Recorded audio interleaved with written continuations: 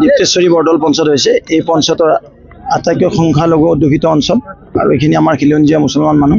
এইখিনি মানুহ বহুদিন ধৰি কংগ্ৰেছৰ লগত আছিল তেওঁলোকে কংগ্ৰেছৰ প্ৰতি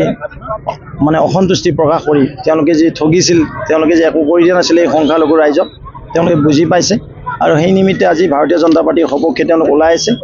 আজি ইয়াত কেইবাজনো সন্মানৰ ব্যক্তি পঞ্চায়তৰ প্ৰতিনিধিৰ পৰা আদি কৰি দলৰ দায়িত্ব থকালৈকে আটাইবিলাকে আমাৰ দলত যোগদান কৰিছে আশা কৰিছোঁ আৰু আমি কোনোদিন এইখন পঞ্চায়ত দিব পৰা নাছিলোঁ এইবেলি এইখন পঞ্চায়ত ভাৰতীয় জনতা পাৰ্টি মিত্ৰগোষ্ঠীৰ সপক্ষে আহিব আমাৰ ইয়াৰে প্ৰাৰ্থী ৰেবিনা য়াসমিন আৰু লগতে আমাৰ জিলা পৰিষদৰ প্ৰাৰ্থী মনালিছা কলিতাক তেওঁলোকে বিপুল ভোটত জয়যুক্ত কৰিম বুলি তেওঁলোকে কথা দিছে আমি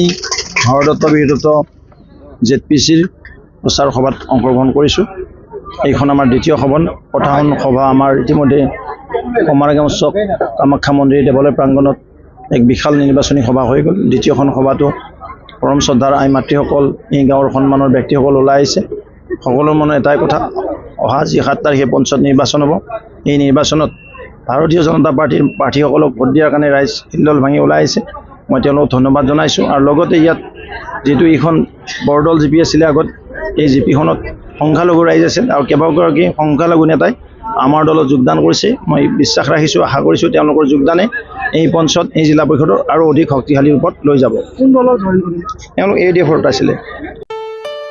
ঘৰত আনন্দ আৰু সম্পৰ্কৰ চমক বজাই ৰাখিবলৈ জৰুৰী হৈছে সকলো আনন্দময় মুহূৰ্তত মৰমৰ উপহাৰ দিয়াটো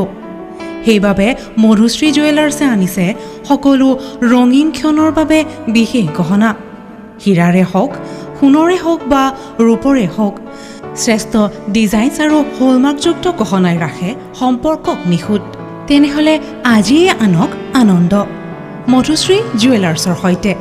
যোগাযোগ কৰক 7028000341 নাইবা ভিজিট কৰক LNB ৰোড নলবাৰী অসম